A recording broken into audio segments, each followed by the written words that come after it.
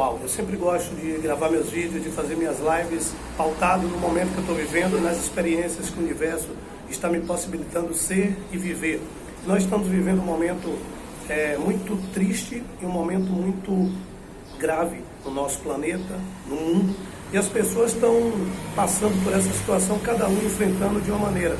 E eu quero tratar hoje desse assunto coronavírus, falando em tópicos. Uma das coisas que mais me chama a atenção desde o início dessa pandemia é a questão da vulnerabilidade da população. Eu acredito que nós temos que ter uma mente, que essa mente seja forte e blindada, para que a gente não possa estar acreditando em tudo aquilo que a gente ouve, e tudo aquilo que falam, e tudo aquilo que pensam, e que querem colocar na mente das pessoas. Eu percebo que a grande mídia, eles têm feito um estrago muito grande na população, como implantando notícias falsas, colocando temor, colocando pânico.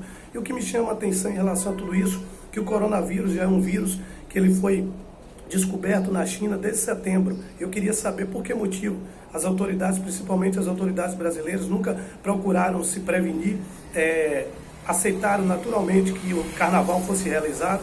A Rede Globo nunca questionou a realização do carnaval, as fronteiras nunca foram fechadas, os aeroportos nunca foram fechados, os portos continuaram recebendo navio de cruzeiro, principalmente da Itália, e o mundo estava voltado com o seu olhar para a China, quando essa pandemia ela já estava assolando a Itália. E hoje estão criando um pânico muito grande em relação à Itália. Mas eu estou totalmente consciente de tudo que está acontecendo. Dos países europeus, a Itália é um país que tem a população com a maior faixa etária, pessoas de 60 a 70 anos, é a população mais antiga da Europa. Então é um processo natural que a Itália morram mais pessoas do que vai morrer no Brasil. O país da Europa que vai morrer mais pessoas é na Itália. Então estão criando um pânico de uma coisa natural. A pessoa tem a idade avançada, 80, 90 anos, evidentemente que ela não vai suportar e resistir a um vírus como esse. Os jovens, os países mais jovens, como o Brasil, vai ter uma imunidade, uma resistência maior, até pela questão climática. Outra questão, pautada em tudo isso que eu estou vivendo, o poder destruidor da TV. Minha mãe tem 75 anos, meu pai 77, eu já pedi para eles desligarem a televisão, não assistirem televisão, não ligarem rádio, porque isso é uma guerra biológica. E a mídia está fazendo de tudo isso uma guerra psicológica. Quem não tem a mente fortalecida, quem não sabe pensar por si próprio, vai acreditar no que um monte de idiotas falam, porque tem pessoas que falam sem ter conhecimento nenhum sobre infectologia, sobre o próprio vírus. A gente não vê na televisão esclarecimento sobre o vírus, como é que é transmitido, o que é que significa, quais os danos que esse vírus vai trazer para as pessoas. Isso ninguém comenta. As pessoas só ficam alertando na TV para que você não saia de casa, para que você não trabalhe, e com tudo isso você está conseguindo gerar um pânico.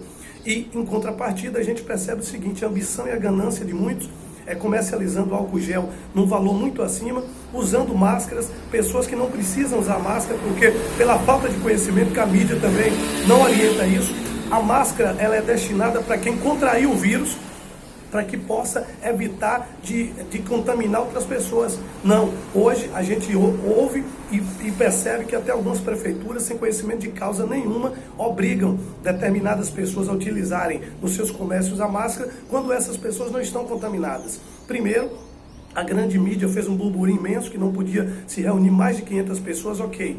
Tudo isso o pessoal está acatando, o comércio está parando, as vendas estão indo de mal a pior, e aquilo que era ruim vai ficar pior ainda. Eu acredito que o Brasil estava se levantando agora, se ressurgindo, se reinventando após o período do carnaval. No meu negócio, particularmente, eu estava me levantando agora. As coisas estavam melhorando, eu estava vendendo mais, o pessoal estava acreditando mais. O que é que acontece?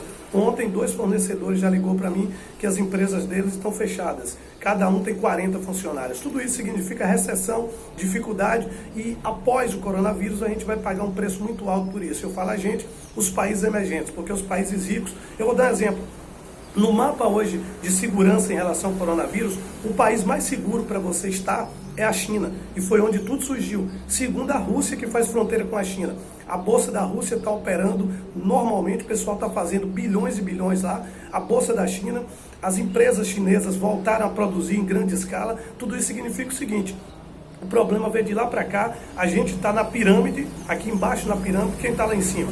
Estados Unidos, Rússia e China não vão sofrer nada, quem vai sofrer é o povo brasileiro que já estava passando uma situação difícil. E o que me traz de muito forte nisso é a falta de fé das pessoas no Criador do Universo. Se as pessoas obedecessem a palavra de Deus, como obedece o que os homens falam, como obedece o que a televisão fala, o mundo seria bem melhor. Você não obedece a Deus, ao Deus que você serve. Você hoje prefere acreditar no que o jornalista te fala do que o que Deus fala na Bíblia. Então, um povo de muito pouca fé, o povo brasileiro.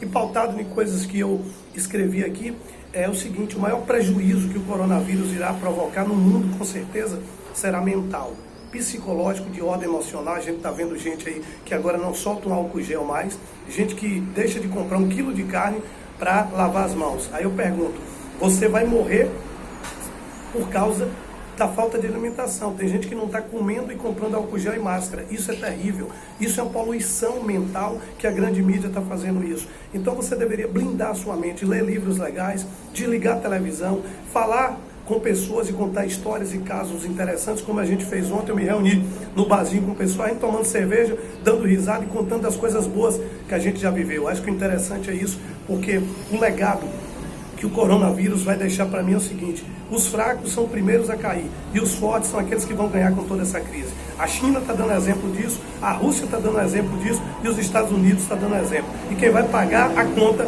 é quem não tem nada a ver com o problema. Uau!